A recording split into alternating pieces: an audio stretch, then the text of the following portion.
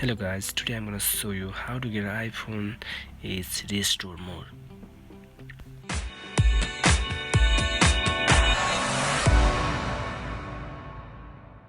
First of all, you just have to laptop or PC and latest version of iTunes. Then switch off your mobile phone.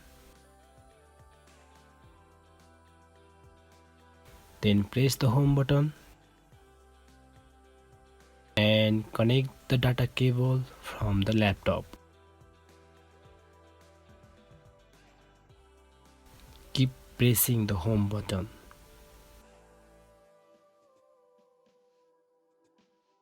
Now you can see your iPhone is restore mode.